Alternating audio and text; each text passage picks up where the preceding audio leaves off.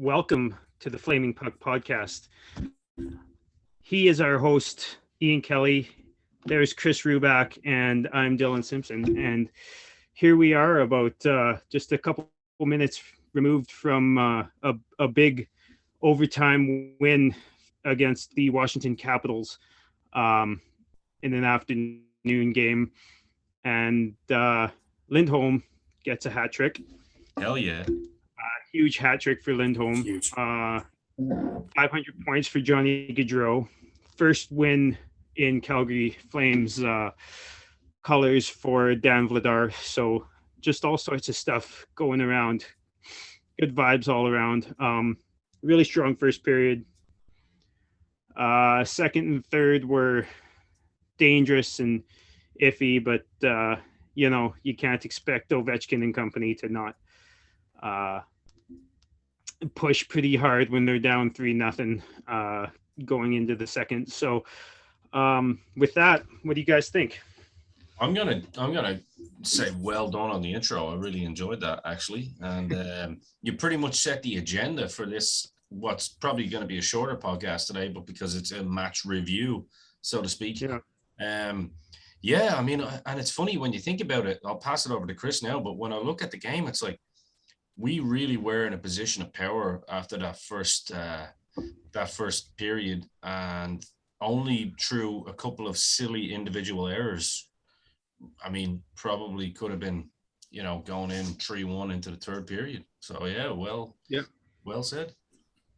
Yeah, I agree. I mean, the first period we started off like not looking great. Mental errors, a couple of weird giveaways and whatnot. But after maybe 5 minutes, we really started to buckle down and started to take control of that first period. And I mean, what can you say about Lindholm? I mean, the man is a stud. That shorthanded goal, that was unreal. Like, it really was. Like, it's just the work he put in to steal the puck and then outweight the goalie and top shelf like that. That was fun. That was a dangler's dangle, is what that was. Yeah, that was a Patrick Kane style. It was. Oh yeah, absolutely. And then just the way he took the puck away too. He just skates in and just out muscles them. Yeah, it was everything about that was. He's really our guy now, isn't he? He's our number one center. But like, he's really like, just a quick one, guys. I'm interested to know, Dylan, looking at the evolution of Lindholm since he's come to Calgary? Yeah. Like, talk a bit about that just for a moment, because obviously, he was the guy that was played on the right wing on the money line, and well, I think when he came in, I think we were more pegging him to be more of a second liner. Yeah. Which there's no problem with that, especially at his salary.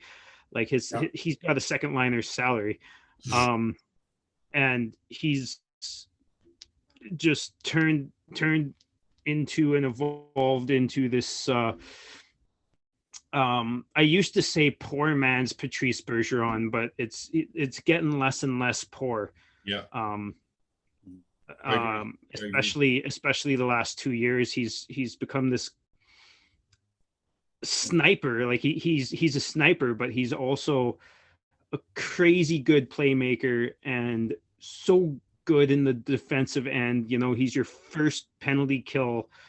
The first guy out on the penalty kill. Maybe sometimes Backlund, but he's got a lot of grit to him as well, though. There's not all that many in the league. There's like him and Barkov and Bergeron, and Chris came up with a list of them earlier. Who else was in there? Before that was your list, and I just agreed with it. I was just say before Chris that, I was thinking he kind of, the way you just summed that up there, Dylan. I heard somebody say, I'm not too sure who it was earlier, but it's kind of like if you meshed Money and Backlund together and you were looking for the best of both, it's kind of what you got with Lindholm at the moment, isn't it? But in the good versions, I mean. But yeah, like Money from 4 years ago. Yeah, Lindholm is superior in finishing over both Backlund and Monahan. Yes. Yeah. Like that wrist shot of his is unreal. Oh, good Lord. And the one-timer, like he's got a Yeah. couple of nice little one-timers from out front, Yeah. which is what Monahan used to be really good at. Yeah. So since he's come to Calgary, he has more points every year, and that includes a 56-game season. Wow. Oh, Right? really? With roughly 1.5 to 2 minutes a game more ice. Wow. His highest numbers in Carolina were 45, Yeah. and his lowest so far in 56 games was 47. Wow, that's actually really good. That's I mean, that's super. Not that Like I'm that- surprised, because I get to Like see him. not saying that he was bad before, but it's just another example of how a Evolution. player moves on to a different team, plays with different line mates, different system, and it just works, right? Well, that's just it. Like Carolina was, I mean, they tried him at 1C, they tried him at right wing, they tried him on the second line. He wasn't working out. And that's happened in Calgary several times, most notably with Bennett. But now here we are reaping the rewards of another team not able to get the most out of a player, and here we are with, I guess not poor man's Patrice Bergeron, but average man's Patrice Bergeron. Well, almost substitute Patrice Bergeron. You know what I mean? Like the next. Well, that's right. And when you really go down the list here between Lindholm and then Backlund, our top two centermen play a brilliant 200-foot game, which is exactly what you want, right? Yeah. They both play on the top penalty kill. Lindholm plays on number 1 power play, Backlund on number 2. And you called that. They're just so sound defensive. Chris, you called that last year as well about Backlund as the number 2, and then possibly Monty dropping down to 3 or 4, and we've obviously done that. Yeah. Well, that's right. Monahan struggled. I don't know if his surgery was a success so far. Well, match game there, but maybe he's still. I'm still willing to give him the benefit of the doubt right now. Game fitness, I think, is so early still. It is. It's really it is early, but he hasn't been healthy in 2 seasons. So yeah. But he looks so bad right now. And like, I mean, I do understand what you mean. Yes, it is early, and I do expect him to get better. But and we were in our group chat earlier, and I was every time Monahan made a great play, which he hasn't in the first 3 games, and then today he made 2 great plays, and there I was spamming in group chat like all capitals. Monahan made a great play. Holy shit, Monahan made another great play, because it's been 2 years since we've seen it. Yeah, I actually blocked the group chat for a little bit there while you were doing that. I don't blame you. I mean, I don't know if I'd go as far as to say he made a couple of great plays. He finally made a couple of plays that what a former number 1 on our team center would do. Yeah, he made some NHL plays. They look great right now because everything else he's doing right now is subpar and AHL at best. And like last game, he made like, I hate to say a purposeful giveaway, but like I watched it like 3 or 4 times. He didn't even try and dump the puck in. He just like he like looked at the opponent in the eye and just passed the puck to him. Like, I don't know. What about, I suppose, before we try and finish on a high these days, and we will because we are on a high, but we obviously got to call out the obvious also and call out the flaws. Obviously, Johnny, what the fuck is he doing for the first goal that the Caps score? I don't know. Yeah, he played. He wasn't passing the puck very well tonight. No, he gave up the puck quite a few times. But I mean, he's at the end of the day, like he's still so far this year is 1.5 points per game. Oh no! Listen, what I'm saying is we got to call him out for those. Little so the thing about Johnny is no matter how good he's playing, he is one of the most, like, because of the passes he forces, he's one of the most high risk, high reward players in the league. Sure.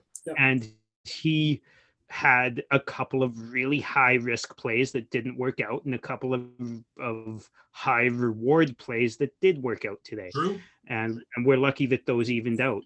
True. Honestly, Good point. No, that's totally true. I mean, he was like when was our last game there? So Thursday. Thursday he played tough. You know what I mean? He came back. He was taking the puck away. Yep. You know, being physical as Johnny can be. But he had a really, really strong game. And he was like protecting. Today he was, yeah, absolutely. And today he seemed timid again. Yeah. So I don't know if there was a hit. I know there was a couple of hits early on that I don't think he didn't like that cross checked in the back. Orlov was by Wilson, wasn't he? Yeah. Mm-hmm.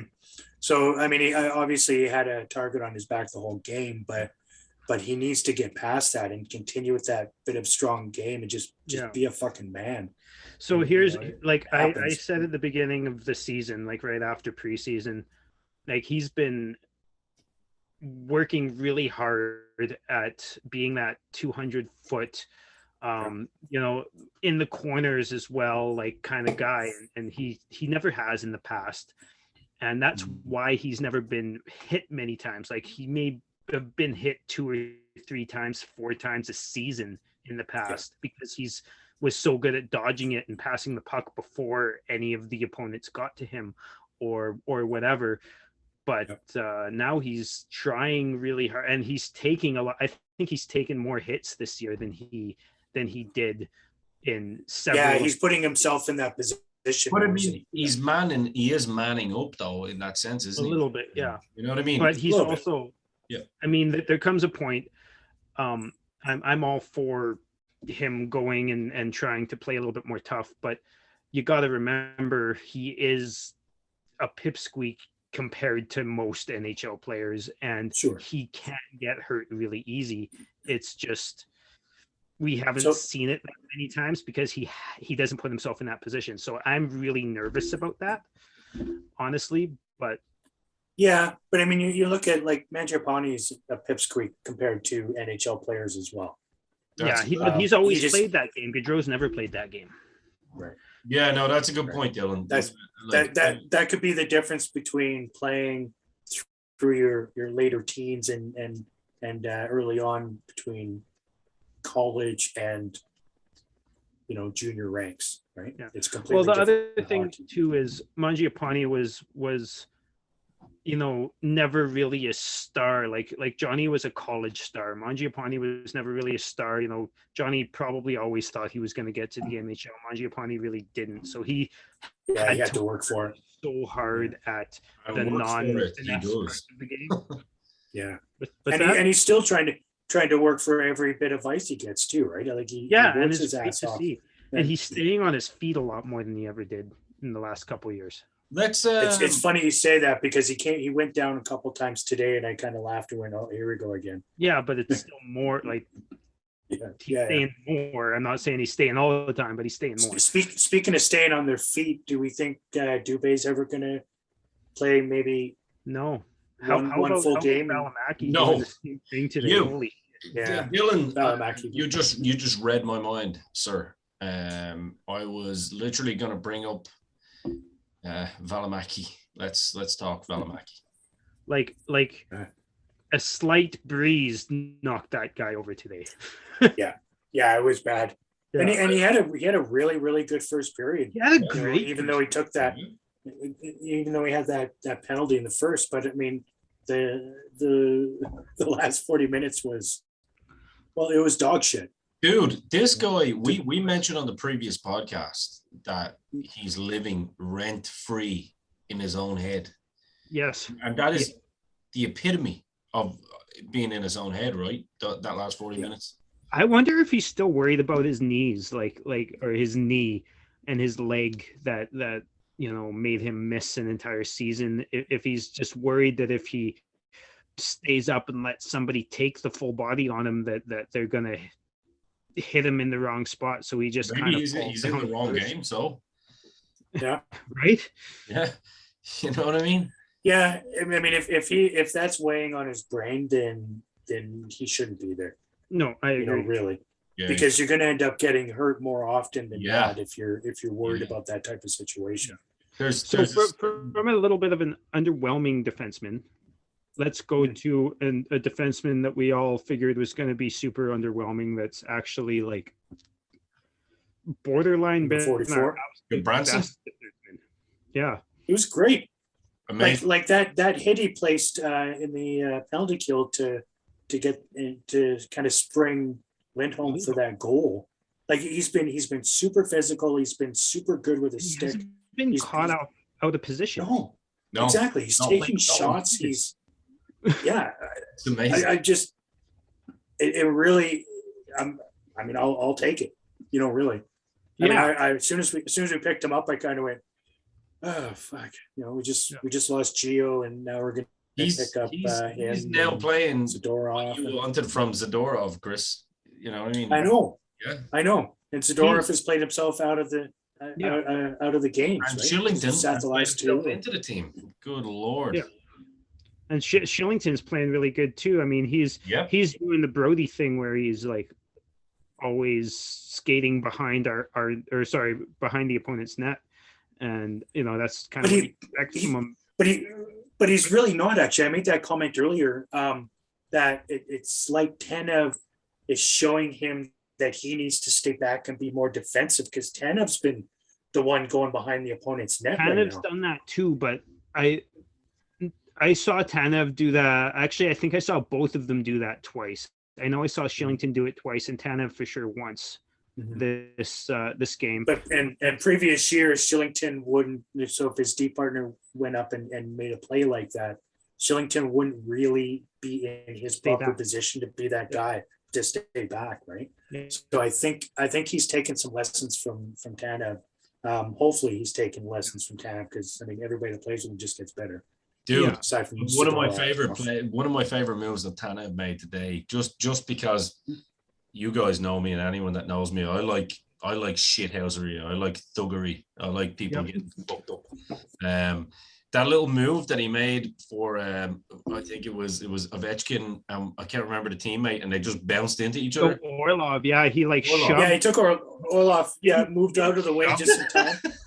Yeah, he didn't shove him into him. It was he just glided him into his own teamite, and then he ducked out of the way, and they just smashed him. That was Matrix level shit. I was like, that's like 450 pounds worth of man, crashing into each other. That's Bill Goldberg and Triple H running into each other at full tilt. You know what I mean? But that Tanev, he looks like a lion out there. I mean, I gotta be gay for Tanev for a minute. Just when he glides with that long hair, it's like, come on, boy. He's like an old Celt or something, just gliding on, marching on to war, isn't he? He's just awesome.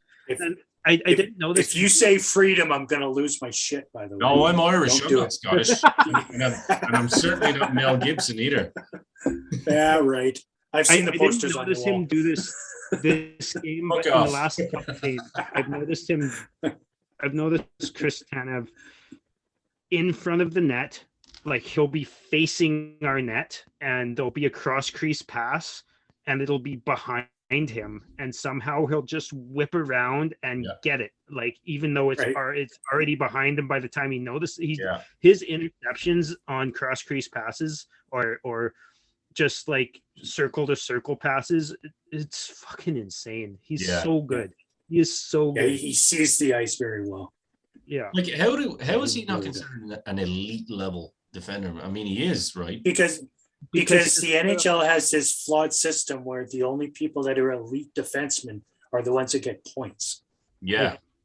Well, like, gone are the days where guys who actually do their job and be defensemen. Like, honestly, be defensemen. Yeah.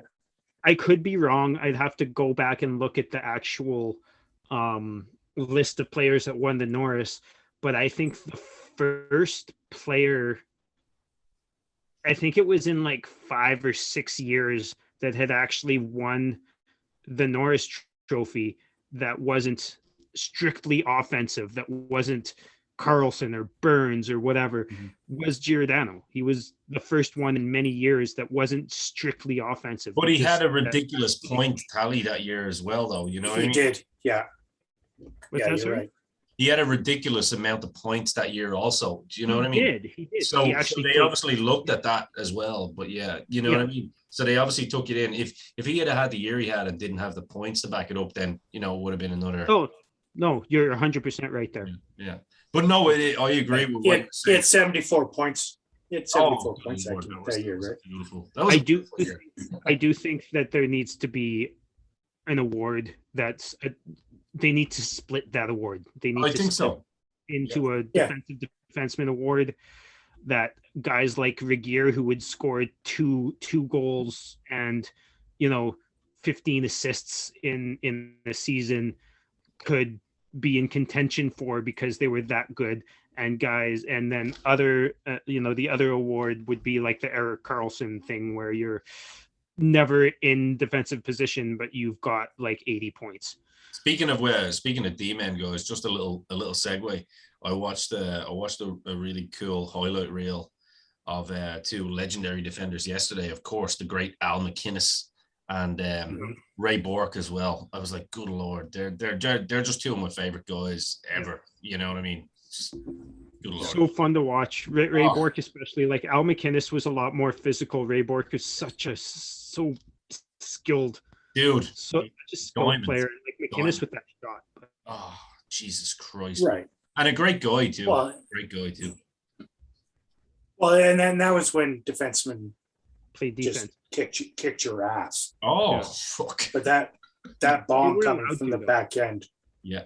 What's that? They were allowed to a lot more than they are now. Oh yeah. Like, that's like imagine in 1990, even if Connor McDavid was complaining that people were playing defense on him with the play that Tanev had on him the other day, people would laugh in his face. Dude. Like, you know, that guy's got to sort his acne out and that neck beard. Dude, he's a really ugly guy. You know, it's a good job that he's good at hockey, because he'd be fucked otherwise. Well, he's on pace for like fucking 200 points right now. I can't even remember the number. I think it's like 230 or something fucking stupid. Yeah. Dylan, just to answer your question on that year, Gio was second to Burns in points. Yeah.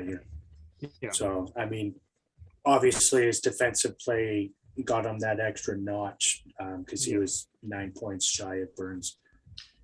Well, Chris, let's because as I said, it's got to be a shorter. We got another 10 minutes or so here. You guys are more than welcome to continue chatting after this podcast while I go and be a good boyfriend. We travel in threes. We do, Mr. Kelly. We do. Nice try. We do. One thing, let's kind of talk about the obviously third period. We kind of kept it at 3-3. We were still up on the shot card, but it did look like, you know, the pressure was definitely coming from the Washington side. I'm sure you'll agree. So the thing is like, we got so many. We got a lot of shots. Like, even Johnny did it, which is something he never does, where he just snuck into the offensive zone and just took a shot because we hadn't had a shot in fucking forever. Like a pop shot, like He took, I think it was a slap shot from the top of the circle, which is like, why would Gaudreau do that? He doesn't have a slap shot. Is that the one that he kicked the puck up to a stick and then gave the old tosser? Into the chest. Yeah. But like, that's why we kept up in shots, is because we kept doing those things. Whereas Washington really held the play all of the second period. They scored almost at will. And then in the third period, they held the play, and somehow like Vladar had a really bad second, and his first, honestly, even though he didn't let a goal in, he looked shaky. He had butterflies. He did look shaky, but he at least was able to control the rebounds in the first. Exactly. The second period, he didn't have any rebounds because they were just going through his legs. And credit where it's due, Samsonov, after they took out Vanacek, Samsonov, like, it may not have been his busiest game, but he looked so confident and stopped all the pucks, and he his rebound control was so good. He caught them, he held them, and he stood up like he fucking knew it. Yeah. You know what I mean? There was no glancing behind. So Yeah. credit where it's due. After Washington changed their goalies, you know, Samsonov looked fucking good. Chris, Yes, sir. how happy do you think Daryl Sutter is right now, looking at the kind of Not. physicality? You know, I Never don't happy think, anyway, but so the reason why I don't think he is going to be happy about this game, obviously they got the win, which is great. You know, scored more than 2 goals, which again is great, but we didn't have that high intensity play that he likes and that he wants to bring to the team for any of the game, really. Mhm. Like this, like it's funny, like we controlled, I'm going to say 55 to 60% of the game against Edmonton. We controlled 65 at least percent against who's our second? San Jose. oh, San Jose. No, Anaheim, wasn't it? Oh, Anaheim. Yeah. Sorry, Anaheim. Yeah. Actually, we controlled a lot against Anaheim, but yeah. Yeah, we really did. And then Detroit, I'm going to say 45 to 50, and tonight 40 to 45. And so I think as is dropping, obviously our point totals are going down and our scoring chances are going up, which is okay. But that Daryl does not like that. He wants us to have the puck. He wants us to be controlling the pace and controlling the game. And we're getting worse in that, but winning games now. Yeah, So that third period he'll against like that. Detroit, I don't know if you guys remember that, but the third period against Detroit is how Sutter wants us to play. Yes. Which is suffocate them at our blue line, and then carry it to center, dump it in, change, rinse and repeat, because we had the lead. Rinse and repeat. Just tire them out until they can't anymore. Kind of take their will from them. Yeah, exactly. It's like that's right. And he had the fourth line in there. Not in the third. When was that? In the first, I guess. And they're just cycling, control. Yeah. And Detroit was getting tired, and then we made a change and bang, get the goal. That's what he wants, right? He wants his big guys to just kind of kick the shit out of you and grind you out for at least 45 seconds to minute 15, and then put in some players that'll put the puck in the net, and it worked on that play. It was a really nice sequence between the fourth line and the top line, and clean changes, which we didn't have many of today. Like we got a too many men penalty right away, and then there was almost another 2. Yeah, which is not much. Yeah. I suppose the best way, as we kind of wrap up, what in particular for you guys has stood out to you when we are still only early in the season, but at the same time when we 4 games in. Yeah, but there's definitely, obviously there's flaws, but like we said, we're going to talk about the positives now. What are the positives for you? I'm going to throw my hat out there and say obviously Lindholm has gotten better than he was last year, but also Blake Coleman to me looks like a real asset. He's the one signing that's kind of come in, I think, and Goodbranson obviously, but he looks really good to me. See, yeah, I think Coleman looks. Was it last game? He looked really, really good. Was it last game or the game before? It was last game. No, it was the game before last, wasn't it? It was his first game. He looked really, really good, and since then he's been super average. I mean, he's not on the top line or anything like that. No, but I think there's a lot more there. I like him. He's on the second line. I've wanted Coleman on our team since he played in New Jersey. Like he's a special clutch kind of player. Yeah, he really is. But he puts his body in there, doesn't he? He puts his body on the line too. He's one of those players that if he's not scoring goals, he's at least doing things right in our own end, and he's good defensively. I didn't actually realize that he was that good defensively, because when you look at the me neither. You don't really think defense at all, other than Edmund. But I mean, they're forwards. You don't think about that. Generally, third liners on back-to-back Stanley Cup winners are pretty good defensive players. That's true. That's true, and let's be honest, the Lightning, they're not looking great so far without their No. full third line, are they? Their entire third line. I mean, Kucherov's back on IR, but we won't go. We won't. It's kind of great to see. It's kind of great to see the actual state of Florida having a team that are doing pretty good, as in the Panthers. Yeah, right. Yeah, I agree. The better of the two Florida teams. Yeah. So, Chris, what Ian was saying, what's your favorite or your brightest My spot? takeaways. Yeah. I mean, obviously, like you said, Lindholm for sure.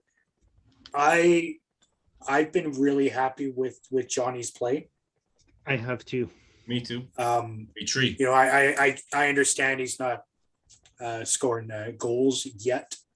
I mean, he's got 6 points in 4 games. Contributing, yeah. Well, that's right, and his passing has been much better. And speaking of passing, other than tonight, I think Kachuk looked terrible today. As far as passing goes, but games 1, 2, and 3, he's really seeing the ice well. Not picking up the points that he's hoping for and what we're hoping for, but he's contributing to wins. Yes. And yes, he truly is. And he's been professional. Coleman obviously has been a decent ad. It's been good playing. You know, second. I think they're kind of splitting them up between second and third line at times. Yeah, but I think that has everything to do with taking penalties and whatnot. Well, there's been some blenders going on, but it's not for the whole game. It's for like a shift or two, and that's right. Yeah, I think Daryl's just getting people to think about it, right? Yeah. You know, if you throw out your normal line and you're not on it, you're going to start going, shit. Okay, I better get back to my game. Yes. Defensively, Hanifin, he's had a rough one. He's had a few good spots, but for the most part, he's not like he was last year. What about Raz? What about Raz actually? He's had 2 really, really good games and 2 average games ish. Yeah. Spoiler alert, he was going to be my bright spot because he's just been good. He's been steady, right? He had a couple really good games. He's looked for the most part pretty good on the power play. He's not taking slap shots as much as I'd like, but he's seeing it and he's passing it well on the power play. But he didn't get much power play time today because they were starting the second unit because the first power play was so bad. Yeah. But for the most part, and the jury's still out as far as him and Hanifin actually being a pairing. Yeah. So I'm not sold on that one yet. That's for sure. Me neither. You know, like I said, he's been okay. Hanifin's been, I'll say, less than average for 3-4 games so far, in my opinion. Yeah. Tanev, I mean, obviously, I think the world of the man. The guy just makes everybody around him better as far as his D partners go. He's a Chris Ruback defenseman. Right? Yes. Exactly. Like he goes into the corner, he digs, and he brings everybody in. Sometimes you laugh, sometimes you cry, but we all get closer as people. I always think of Chris when I'm watching Tanev play, especially because he doesn't do anything wrong. But I'm always just like, Chris is gonna be happy. He's gonna be happy. That's right. It's just he goes about his business quietly, and that's what you want from a defenseman. He doesn't do anything wrong. It's amazing. Even when they get scored on, and he does the simple things right. Isn't that right? Nothing that he did ever. Yeah. Well, that one goal today, I can't remember if it's the first or second goal, when they're coming back in and he's on the other side and he's trying to guide people to get after him, right? Yeah. Like he's standing there and he's pointing like, you go there, you know. He's a captain. Like, he's a captain. He is a captain. He's my captain. He's a leader. He's a leader. Yeah, for sure. I agree. And I agree. I mean, I think we'll go the whole season without a captain, but that's fine. So here's another narrative I kind of want to get your guys' opinions on. I've heard a lot of, whether it be TV broadcasts or podcasts or fans in general, asking why Gaudreau, especially on as a pending UFA, how do we get him to stay? Why doesn't he get a leather on his jersey? and I think the three of us all agree. I could be wrong, but I think the three of us all agree on this. But you don't specifically need your captain to be your highest point getter. No. You don't really need him to be a point getter really much at all. No. Or even your assistant or alternates or whatever the fuck you want to call it. Like your leadership group, like Panarin said it a little while ago, like why don't you want to be captain? Why don't you want a letter? Well, I don't speak English. I don't talk in the dressing room much. I'm not the guy leading the troops. I just score, Sure. and that's kind of what Johnny is in my eyes. I'm not in the room, so I don't know, but that's in my eyes. I think he's pretty vocal, but like as far as like leaders that the players are going to rally behind and respect, not to take anything away from Gaudreau at all. Like I'm wearing his jersey right now. Like, incredibly dynamic player. 100%. But he's just not the leader. He's part of the leadership core and the group, but he's just not the leader. I don't think he needs a letter. I think it's more media.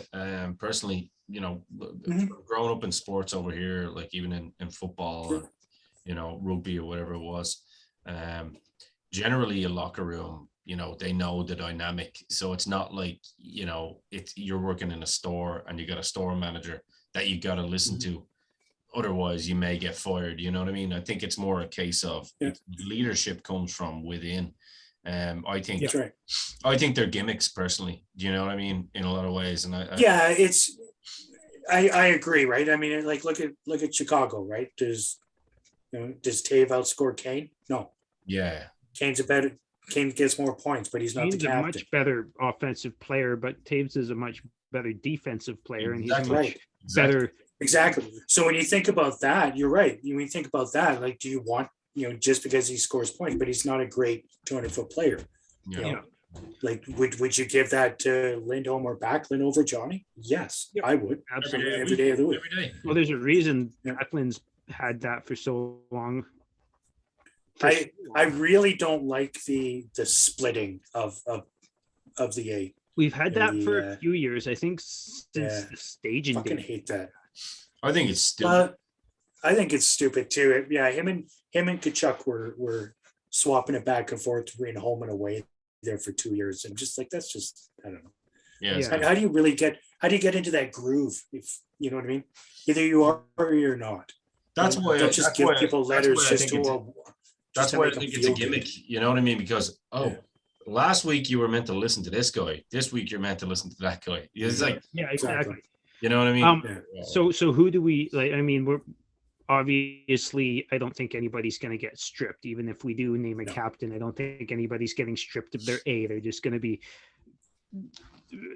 like you said, wrongfully cycled. But I think Tanev was stripped of his A for game 2. That offended me. Yeah, I don't like that. I think he's in the top 2 in the very least of captaincy options. But so who's the guy that loses it? Is it Monahan for all of us, or? Yeah, every day. I think so. I think it has to be.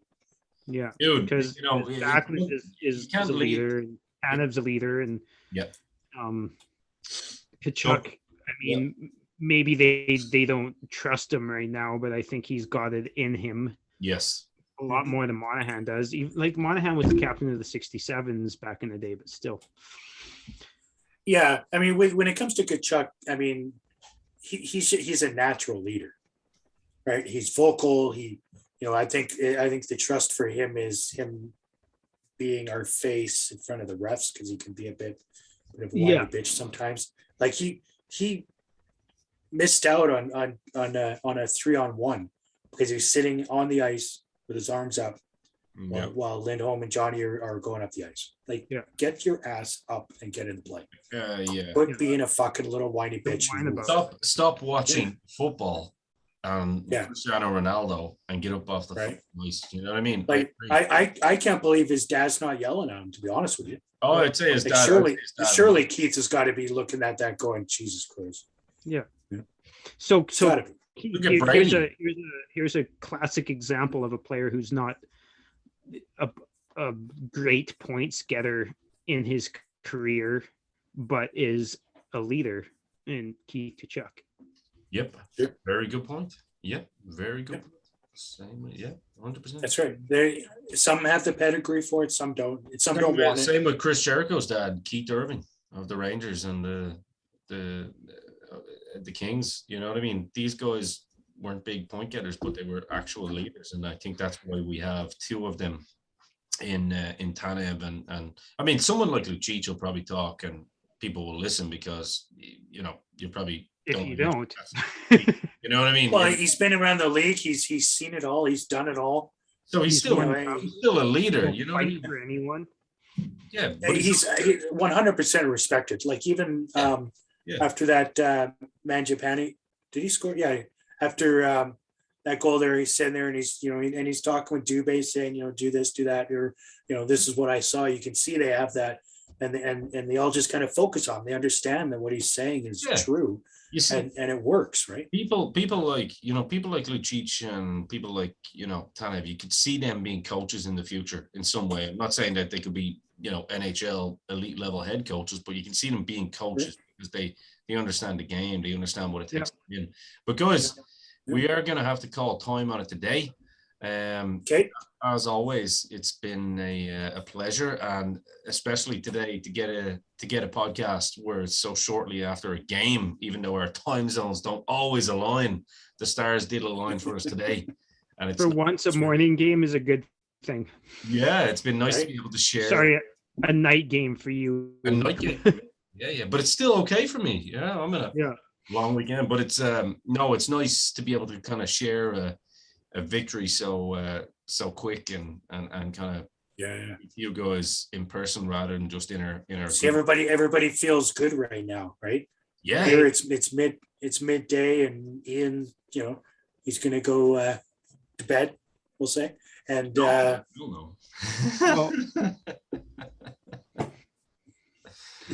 I'm gonna get myself. I'm probably gonna go to bed too, because I mean I'm actually going to these old glasses, those old ones that are in like Pinocchio. I love those. I have a few of those, Ian. Yeah, awesome. I'd like one of those. I'll send you one. I'll send you one. I'd love one. No, it was a good game to watch. I'm glad we're now above 500. Yeah. Right? So far looking reasonable on the road trip. 1-1. So. If you keep a 2-1-1 record the entire year, you make the playoffs. That's it. That's all we want. You probably get home ice.